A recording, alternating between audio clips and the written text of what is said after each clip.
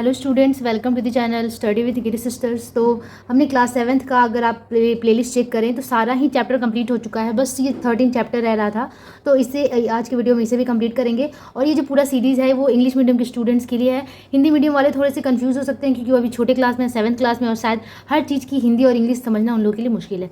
लेकिन अगर थोड़ी देर बाद हम हिंदी मीडियम में भी सारे सोल्यूशन डालने वाले हैं, तो कुछ क्वेश्चन हम वहाँ पर स्कीप करेंगे। और जो क्वेश्चन वहाँ हम स्कीप करेंगे आप यहाँ से देख लीजिए, क्योंकि कॉन्सेप्ट अगर आप हिंदी में समझ जाते हैं तो आपको प्रॉब्लम्स को सॉल्व करना आसान हो जाता है। और सारी प्रॉब्लम्स वर्ड प्रॉब्लम नहीं होते हैं, मतलब सब लिख के नहीं करना है।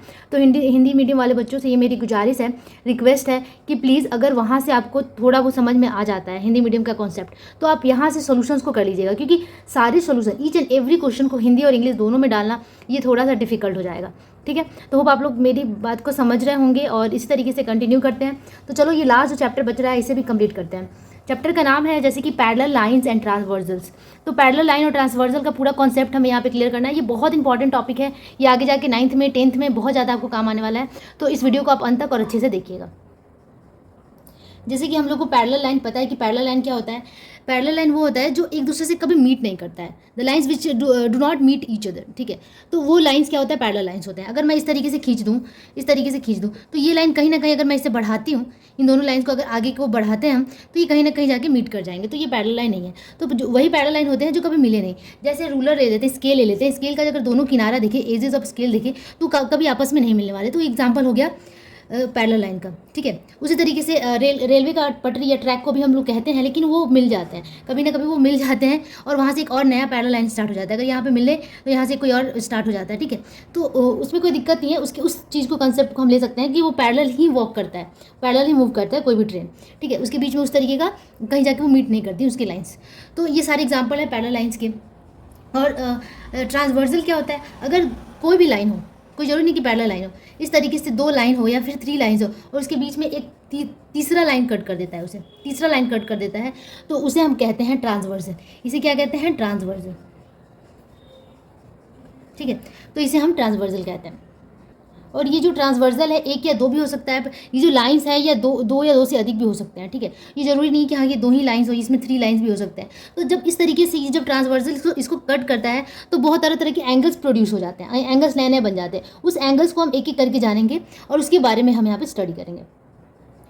तो जो parallel lines and transversal lines से जो एंगल्स प्रोड्यूस होते हैं वो 2 तरह के होते हैं। जब लाइन पैरेलल हो तब उस कंडीशन में किस तरीके के एंगल्स बन रहे हैं, और जब लाइन पैरेलल नहीं हो तो इस कंडीशन में कैसे एंगल्स बन रहे हैं। तो हमें पहले करना है कि जब लाइंस पैरेलल नहीं हो तो सपोज कि मैंने ऐसे ही कोई भी रैंडम इस तरीके से 2 फिगर यहाँ पे मैंने लाइंस खींच दिया, एक ऐसा और एक ऐसा। ठीक है, ये लाइंस पैरेलल नहीं है, क्योंकि अगर कहीं ना कहीं अगर इसे हम आगे बढ़ाते हैं तो ये जाकर मिल जाएंगे।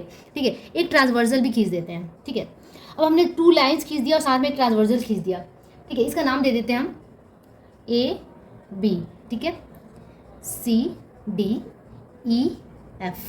A and B are the 2 lines and EF is the transversal line. Okay, तो यहाँ से हमें क्या क्या चीज़ें मिलेंगी। ठीक है, पहला हमें चीज़ मिलेगा कॉरस्पॉन्डिंग एंगल्स। ठीक है, सर आपके एग्जाम में ये ना आए कि कॉरस्पॉन्डिंग एंगल्स किसे कहते हैं, लेकिन उसके कॉन्सेप्ट से रिलेटेड क्वेश्चंस जरूर देगा।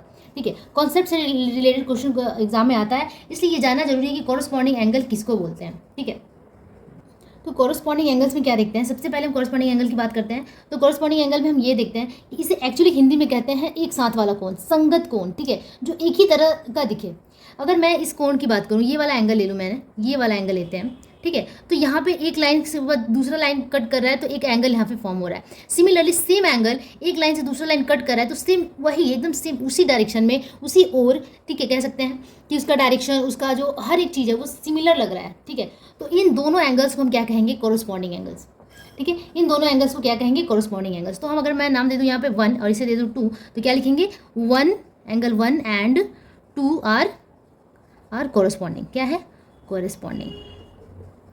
ठीक है, तो यहाँ पे हम जितने भी एंगल्स लिखेंगे एक्चुअली में वो कॉरस्पॉन्डिंग ही होंगे, तो मैंने कॉरस्पॉन्डिंग यहाँ पे ही लिख दिया ऊपर में। ठीक है, तो angle 1 and angle 2 are corresponding angles. अब आप देख सकते हैं कि कौन कौन से एंगल इसमें कॉरस्पॉन्डिंग हो सकते हैं। एक ही तो ये और ये हो गया, दूसरा सेम ये लाइन से एक यहाँ पर ट्रांसवर्जल कट कर रहा है और यहाँ भी इस लाइन को ट्रांसवर्जल कट कर रहा है, तो इस और भी तो सेम एंगल्स बनेंगे और वो भी बाहर की तरफ। तो पहला एंगल हमें ये मिल गया, दूसरा ये मिल गया। आप देख सकते हैं ये एंगल और ये एंगल। ठीक है। अगर मैं इस एंगल का नाम दे दूँ 3 और इसका नाम दे दूँ 4, तो angle 3 and angle 4 are corresponding angles, ठीक है। Angle 3 and angle 4 are corresponding angles, क्योंकि आप देख सकते हैं ऐसे और ऐसे यहाँ बन रहा है, इसमें भी ऐसे और ऐसे यहीं बन रहा है, तो सेम ही है। ये नहीं कि अगर ये एंगल लिया तो हमने एक नीचे का ले लिया, नहीं, हमने ऊपर का ही लिया है, दोनों बाहर का ही, एक तरीके से एक्सटीरियर एंगल इसे कह सकते हैं, बाहर का एंगल हमने लिया है, ठीक है। तो 3 एंड 4 आर कोरस्पॉन्डिंग एंगल्स। उसके बाद देखते हैं कि और कौन सा कोरस्पॉन्डिंग एंगल हो सकता है। तो आप देखो कि अगर मैं एक्सटीरियर की बात करूँ तो ये और ये हो गया। अगर मैं अंदर की तरफ की बात करूँ तो आप देखो कि अंदर की तरफ भी यहाँ एक कोण बन रहा है, यहाँ एक एंगल बन रहा है और यहाँ एक एंगल बन रहा है। तो ये दोनों एंगल एक दूसरे के साथ हमें कैसा दिखने में लग रहा है, अगर ऐसा खींचा जा रहा है और ये ऐसा है, चलो ये पैरेलल नहीं है तो मैं इसको थोड़ा सा ऐसे कर दूँ, ऐसे कर देते हैं, चलो। तो ये एंगल, ये अंदर नीचे का जो दोनों ही एंगल है सेम एक ही जैसे लग रहे हैं, तो इसे संगत कोण या फिर हम कोरस्पॉन्डिंग एंगल्स कह सकते हैं। अगर मैं इसका नाम दे दूँ 4 हो गया 5 एंड 6, तो क्या हो गया, angle 5 and angle 6 are corresponding angles. उसी तरीके से सिमिलरली अगर इस साइड की बात करूँ तो यहाँ पे ये वाला एंगल और ये वाला एंगल दोनों ही नीचे का एंगल बन रहा है, ठीक है। अगर ऐसे ऐसे और ऐसे है तो ये और इस एंगल की बात हो रही है, और ये दोनों एंगल्स आपस में क्या है, ये आपस में क्या है, कोरस्पॉन्डिंग एंगल्स है। तो अगर मैं इसका नाम दे दूँ 7 और इसका नाम दे दूँ 8, तो angle 7 and angle 8 are also corresponding angles, ठीक है। तो हमें कितने सारे एंगल्स यहाँ पे मिल गए, 4 एंगल्स मिल गए जो कि एक दूसरे के साथ क्या है, कोरस्पॉन्डिंग है, ठीक है। तो इसे हमें संगत कोण या कोरस्पॉन्डिंग एंगल्स कहते हैं। अगर हिंदी वाले बच्चे चाहें तो यहाँ से भी आंसर देख सकते हैं। मतलब कि अगर दो असमानांतर, मतलब समानांतर जो नहीं है, दो रेखाओं को और एक तिर्यक रेखा, इसको ट्रांसवर्सल को तिर्यक कहा जाता है, तो इस तरीके से कोरस्पॉन्डिंग एंगल्स या संगत कोण बनता है, जहाँ पे 1 और 2 एक संगत कोण है, ठीक है, 3 और 4 संगत कोण है, 5 और 6 संगत कोण है, 7 और 8 संगत कोण है, ठीक है। तो इस तरीके से संगत कोण बनेगा। लेकिन क्या ये संगत कोण आपस में बराबर है, नहीं। आप देख सकते हैं कि एंगल्स भी यहाँ पर डिफरेंट है, यहाँ पे एक एंगल, दो एंगल एक दूसरे के साथ इक्वल नहीं लग रहे हैं, तो इस केस में ये इक्वल नहीं होंगे, क्योंकि जो लाइंस है ना ये पैरेलल नहीं है। अगर ये लाइंस पैरेलल होती तो ये जो एंगल्स भी होता ना वो एकदम सही सा बनता, इक्वल बनता, लेकिन लाइंस पैरेलल नहीं है, तो यहाँ पे संगत कोण या corresponding angles are not equal to each other, but we can identify the which one is the corresponding and which one is not corresponding, ठीक है। अब नेक्स्ट देखते हैं कि दूसरा एंगल कैसे बनता है। Okay, when lines are not parallel then second angle should be a alternate angle, ठीक है। कोई जरूरी कि आप सीक्वेंस चेंज कर सकते हैं, लेकिन हमने यहाँ सेकंड एंगल जो चूज किया है वो अल्टरनेट एंगल है। जब लाइंस पैरेलल ना हो और एक ट्रांसवर्सल उसको क्रॉस कर रहा है, कट कर रहा है, तो जो एंगल प्रोड्यूस होगा वो दूसरा एंगल हम कह सकते हैं अल्टरनेट एंगल प्रोड्यूस होगा। और अल्टरनेट एंगल या एकांतर कोण के बारे में जानते हैं, तो दो लाइंस है जो कि पैरेलल नहीं है, लेकिन फिर भी यहाँ पे अल्टरनेट एंगल क्रिएट होगा, विच मतलब वो दोनों एक दूसरे के साथ इक्वल नहीं होंगे, लेकिन अल्टरनेट एंगल यहाँ पे जरूर बनेगा। पहला अल्टरनेट एंगल हम कह सकते हैं, अगर ये जो लाइंस है, दो लाइंस को एक तीसरा यहाँ पे कट कर रहा है, तो जो अल्टरनेट एंगल बनेगा वो है, इसमें एक कॉमन चीज़ होता है कि अगर मैं ये एंगल लेती हूँ, ठीक है, मान लेते हैं ये एंगल 1 है और यहाँ पे ये एंगल मैं 2 लेती हूँ, तो ये एक दूसरे के साथ क्या है, ऑल्टरनेट है। ऑल्टरनेट का को फाइंड आउट कैसे करेंगे, उसमें जो ट्रांसवर्सल होगा, तिर्यक रेखा होगा, वो कॉमन होगा, वो दोनों एंगल के साथ में मैच कर रहा है। देखिए इस एंगल, ये दोनों के साथ अगर ये एक साइड है तो इसका दूसरा साइड ये आता है, तो ये एक कॉमन साइड मिलेगा हमें।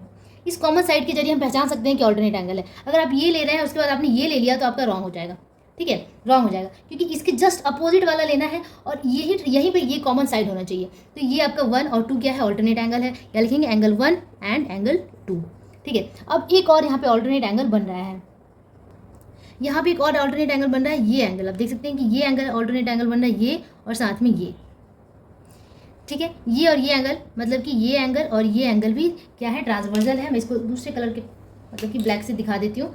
ये एंगल और ये एंगल एक दूसरे के साथ क्या है, ट्रांसवर्सल है। लेकिन क्या ट्रांसवर्सल तो है, इसका नाम दे देते हैं चलो 3 एंड 4।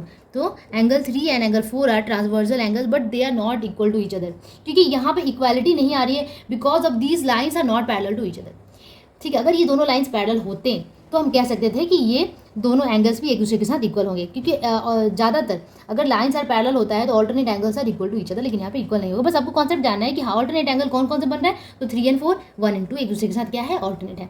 बस यहाँ पे 2 ही एंगल फॉर्म होगा। चलो अब नेक्स्ट देखते हैं कि तीसरा एंगल यहाँ पे हमें क्या मिलेगा, ठीक है। तो हमने एकांतर कोण देख लिया, ऑल्टरनेट एंगल देख लिया, कोरस्पॉन्डिंग एंगल देख लिया। अब तीसरा एंगल बनता है यहाँ पे इस तरीके का जो कंडीशन होता है, तो तीसरा एंगल बनता है वो होता है इंटीरियर एंगल, मतलब अंदर का कोण, इंटीरियर एंगल। तो इंटीरियर एंगल देखने से लग रहा है कि ये होगा, ये होगा, ये होगा और ये होगा, ठीक है। लेकिन कौन एक दूसरे के साथ इंटीरियर कहे जाएंगे साथ में, तो ये वाले कहे जाएंगे। जैसे यार इसको मैंने 1 मान लिया और इसको 2 मान लिया, तो 1 एंड 2 आर इंटीरियर एंगल्स। अगर मैं इधर की बात करूँ तो ये एक दूसरे के साथ एक बॉक्स में से लग रहा है कि बंद है ना, ठीक है। तो ये क्या है, ये जो है इंटीरियर एंगल्स है। अगर मैं इसका नाम 3 और इसका नाम 4 दे दूँ तो 3 एंड 4 आर इंटीरियर एंगल्स। तो इस तरीके से इंटीरियर एंगल को फाइंड आउट करते हैं। अब मूव करते हैं नेक्स्ट एंगल पे। तीसरा हो गया। चौथा एंगल बन रहा है वर्टिकली अपोजिट एंगल्स। तो वर्टिकली अपोजिट एंगल का कॉन्सेप्ट क्या है, अगर दो एक लाइन एक दूसरे को इस तरीके से क्रॉस करते हैं ना तो वर्टिकली अपोजिट एंगल बनता है। और यहाँ तो बहुत सारे क्रॉस दिख रहे हैं, आप देखो कि ये वाला हमारा पहला क्रॉस दिख रहा है, ये हमारा दूसरा क्रॉस दिख रहा है, तो ऑब्वियसली इस तरीके से हमें एंगल्स तो मिलेंगे वर्टिकली अपोजिट एंगल। तो ये ऐसा कोण, ऐसा एंगल जो एक दूसरे के मुंह की तरफ हो, मतलब ठीक है, उसको हिंदी में सम्मुख कोण इसीलिए कहा जाता है। तो ये एंगल 1 एंड एंगल 2 इसे क्या है, वर्टिकली अपोजिट एंगल्स है, ठीक है। 1 and 2 are vertically opposite angle. अगर मैं हर चीज़ों को हिंदी के साथ रिलेट करती हूँ तो और ज़्यादा समझ में इसलिए आता है क्योंकि हिंदी लैंग्वेज ही ऐसा है, हमारा जो इंडिया है यहाँ से हर चीज़ का ओरिजिन यहीं पे हुआ है। तो इस तरीके जितने भी मैथ्स के टर्म्स होते हैं ना, वो सारे जितने भी ओरिजिन है वो इंडिया में ही हुआ है। तो इसलिए अगर मैं हिंदी के कॉन्सेप्ट से समझाती हूँ, सम्मुख कोण, एकांतर कोण, तो इससे ज़्यादा वो रिलेट होता है, कॉन्सेप्ट और ज़्यादा खुल के आता है। तो प्लीज़ इंग्लिश मीडियम वाले स्टूडेंट्स बुरा ना माने, हिंदी जानना बहुत ज़रूरी है। तो वर्टिकली अपोजिट एंगल्स क्या हो गया, सम्मुख कोण। तो ये एक दूसरे के साथ क्या है, वर्टिकली अपोजिट है। साथ में अगर मैं इस एंगल की बात करूँ तो ये दोनों एंगल भी एक दूसरे के साथ वर्टिकली अपोजिट एंगल है। इसका नाम दे देते हैं 3 and 4। Then angle 3 and angle 4 are vertically opposite angles, ठीक है। Similarly let us take these 2 lines. अगर मैं EF और CD की बात करूँ तो यहाँ पे ये और ये क्या है, सम्मुख कोण है, वर्टिकली अपोजिट एंगल है। इसका नाम दे देते हैं 5 and 6। देन लिख सकते हैं कि angle 5 and angle 6 are vertically opposite. ये वाला एंगल और ये वाला angle 7 and 8 are angle 7 and angle 8 are vertically opposite angles. तो इस तरीके से अगर जितने ही क्रॉस लाइंस होते हैं, जितना ही क्रॉस होता है, एक के साथ यहाँ पे 4 बन गया, ठीक है। लेकिन जो जोड़ा में आया वो पेयर में आया हमारा, ये और ये, इस तरीके से पेयर में ये और ये वर्टिकली अपोजिट एंगल्स हो गए, ठीक है। तो ये सारा कॉन्सेप्ट हमारा क्लियर हो गया है कि when the lines are not parallel then 4 angles will be form. Which one? First one is corresponding angle, that means corresponding को संगत कोण कहते हैं। Second one is alternate, that is एकांतर कोण। Third one is vertically opposite angles. I think ये third था ना, हाँ थर्ड एंगल था ये, ठीक है। ऑल्टरनेट के बाद हाँ हमने इंटीरियर एंगल भी दिया था, सॉरी, ठीक है। Third one was the interior angle, ठीक है। तो इंटीरियर एंगल जो कि हम लोग अंतः कोण भी कहते हैं, अंदर वाला कोण। उसके बाद फोर्थ नंबर है वर्टिकली अपोजिट एंगल्स। तो इस तरीके से हमें 4 एंगल यहाँ मिलते हैं। अब देखते हैं कि जब लाइंस पैरेलल हो तो इसकी खासियत क्या हो जाती है। एंगल्स तो इस तरीके के बनेंगे लेकिन कुछ डिफरेंस होगा, ठीक है। व्हेन लाइंस आर पैरेलल तो भी हमें क्या मिलेगा, कोरस्पॉन्डिंग एंगल मिलेगा, ठीक है।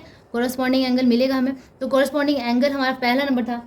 कोरस्पॉन्डिंग एंगल अब आप बता सकते हैं कि कौन कौन सा होता है, तो साफ पता चल रहा है ये एंगल और ये एंगल क्या है, संगत कोण है, कोरस्पॉन्डिंग एंगल है। लेकिन लाइन यहाँ पे पैरेलल है तो संगत कोण के साथ साथ ये दोनों संगत कोण क्या होगा, एक दूसरे के साथ इक्वल होंगे। तो हम कह सकते हैं कि corresponding angle 1 and 2, angle 1 and 2 are corresponding angles and they are equal to each other. Angle 1 is equal to angle 2 also. 2 condition यहाँ पे हमें मिल जाएंगे। उस तरीके से 1 2 अगर हो गया तो ये वाला भी कोरस्पॉन्डिंग एंगल है, ये और ये नीचे का कोण। ये अगर मैं 3 और 4 ले लूँ तो angle 3 and angle 4 are corresponding angle such that they are equal to each other. Angle 3 and angle 4 are equal to each other. आप देख सकते हैं कि फिगर से समझ में आ रहा है कि वो इक्वल होंगे, ठीक है। अगर आप इसे इस तरीके से बनाएं एकदम सही सा और उसके बाद उसको डी के हेल्प से, चांद के हेल्प से अगर एंगल्स को मापें तो एंगल आपका बिल्कुल इक्वल होगा, ठीक है। उस तरीके से इस साइड में देखते हैं तो कौन कौन सा बन रहा है। एक तो ये बन रहा है और दूसरा ये बन रहा है, कोरस्पॉन्डिंग एंगल है। तो अगर मैं इसका नाम दे दूँ 4 और 4 हमने दे दिया, 5 and 6 दे देते हैं। 5 and 6 then angle 5 and angle 6 are corresponding angle such that they are also equal to each other, ठीक है। उसी तरीके से ये एंगल और ये एंगल, ठीक है, ये एंगल और ये एंगल एक दूसरे के साथ क्या होंगे, कोरस्पॉन्डिंग होंगे। तो इसका नाम देते हैं 7 and 8, angle 7 and angle 8 are corresponding and both are equal to each other, ठीक है। तो यहाँ पे हमें एक दूसरा भी चीज़ मिल जा रहा है क्योंकि ये लाइंस पैरेलल है तो ये इक्वल भी होगा, ठीक है। दूसरा देखते हैं कौन सा एंगल फॉर्म होगा। दूसरा जो एंगल बनेगा ऑल्टरनेट एंगल बनेगा। एंगल 2 अगर मैं सॉरी एंगल 1 लेते हैं, इसको एंगल 1 लेते हैं और इसको एंगल 2 लेते हैं तो ये एक दूसरे के साथ क्या होंगे, इक्वल होंगे और ये ही ऑल्टरनेट एंगल भी होंगे। Angle 1 and angle 2 are alternate angle and both are equal to each other, ठीक है, in case of if the lines are parallel, ठीक है। तो एंगल 1 and 2 मैंने बताया भी था कि ऑल्टरनेट एंगल फाइंड आउट करने का एक ईजी तरीका क्या है कि जो ये होगा ये कॉमन साइड होगा, ठीक है। तो इस तरीके से हमें एंगल 1 and एंगल 2 मिल गया। अब देखते हैं कि दूसरा हमें ऑल्टरनेट एंगल कौन सा मिलता है। दूसरा ऑल्टरनेट एंगल हमारा ये बन रहा है, ये और ये, ठीक है, सेम है। ये जो साइड है वो कॉमन है। अगर मैं इसका नाम 3 है, इसका 4 दे दूँ तो angle 3 and angle 4 are alternate angles and both are equal to each other, ठीक है। अब मूव करते हैं नेक्स्ट एंगल पे। अब यहाँ पे इंटीरियर एंगल की बात हो रही है तो इंटीरियर एंगल्स हमने पहले समझ लिया था कि इंटीरियर एंगल कौन सा होता है। बस लाइंस पैरेलल है, कोई दिक्कत नहीं। जब भी पैरेलल लाइन होता है सारे इंटीरियर एंगल क्या होता है, अच्छा इंटीरियर एंगल में थोड़ा सा डिफरेंट है, ये एंगल्स ना एक दूसरे के साथ इक्वल नहीं होते हैं। तो ये हमारा इंटीरियर एंगल ये और ये बन रहा है, ठीक है। लेकिन फिगर के अकॉर्डिंग भी अगर आप मेजरमेंट भी कर लेंगे तब भी आपको मिलेगा क्या कि interior angles are not equal to each other in case of they are parallel. तब भी अगर पैरेलल है तभी ये इक्वल नहीं होंगे, अगर पैरेलल नहीं है लाइंस ए बी और सी डी तभी ये इक्वल नहीं होंगे। तो इंटीरियर एंगल्स 1 and 2 बन रहा है, तो 1 and two are interior angles but not equal to each other. Angle 1 is not equal to angle 2. ठीक है. और एक इंटीरियर एंगल कौन सा बनेगा, ये और ये बनेगा, ये और ये बनेगा. ठीक है. अगर मैं इसका नाम 3 एंड इसका नाम 4 दे दूँ तो angle 3 and angle 4 are interior angle but they are not equal to each other. ठीक है. इस तरीके से इंटीरियर एंगल यहाँ पे फॉर्म हो गया. चौथा एंगल बन रहा है वर्टिकली अपोजिट एंगल. ये सब बच्चों का बहुत ही फेवरेट होता है, बहुत जल्दी समझ में आ जाता है बच्चों को. A B C D E and F. ठीक है. तो यहाँ वर्टिकली अपोजिट कौन सा बन रहा है, ऐसे ही पता चल रहा है. जब भी क्रॉस करते हैं, एक लाइन दूसरा लाइन क्रॉस करता है तो वर्टिकली अपोजिट बनता है.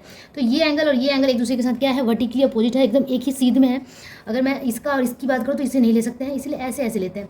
ठीक है. अगर मैं इसका नाम 1 दे दूँ, इसका 2 दे दूँ, तो angle 1 and angle 2 are vertically opposite angles and also they are equal to each other. ठीक है. Angle 1 is equal to angle 2 in case of the AB and CD are parallel to each other. ठीक है. उसी तरीके से अगर मैं इसका नाम 3 और इसका नाम 4 दे दूँ तो angle 3 and angle 4 are vertically opposite such that 3 is equal to angle 4. ठीक है. अब नेक्स्ट ले लेते हैं नीचे वाला. सिमिलरली कर सकते हैं हम. ये वाला जो एंगल है, ये एंगल और ये एंगल एक दूसरे के साथ वर्टिकली अपोजिट है. 5 एंड 6 ले लेते हैं. Angle 5 and angle 6 are vertically opposite. Angle 5 is equal to angle 6. Similarly ये और ये एंगल. ठीक है. 7 एंड 8 ले लेते हैं तो angle 7 and angle 8 are vertically opposite to each other. ठीक है. तो इस तरीके से ये पूरा कॉन्सेप्ट बन जाता है. जब भी पैरेलल लाइंस और ट्रांसवर्सल की बात होती है, इस तरीके से कॉन्सेप्ट बनता है. अभी इससे बहुत ही ज़्यादा बनेगा. मतलब कि अगर आप अभी आप 7th में 8 9 10 9th एंड 10th में जाएंगे तो अभी और भी कुछ है प्रॉपर्टी जो यहाँ पे सामने आती हैं, जो अभी बताना जरूरी नहीं, आपके सिलेबस में ही है, तो उसे हम कवर नहीं करेंगे. इतना ही था आपके पूरे सिलेबस में. तो इसे अगर आप समझ जाते हैं तो आपका जो एक क्वेश्चन दिया हुआ है उसे आप इजीली कर लेंगे. तब भी अगर आपको दिक्कत हो रही है तो उसको मैं जरूर और तुरंत ही डालने वाली हूँ, तो उसका आंसर भी आपको मिल जाएगा नेक्स्ट वीडियो में. तब तक के लिए स्टडी विद गिरी सिस्टर के साथ बने रहिए. कोई भी कंफ्यूजन हो आप वहाँ से क्लियर कर सकते हैं. हमारे चैनल पे सारे सॉल्यूशंस अवेलेबल हैं. Thank you so much. Bye bye.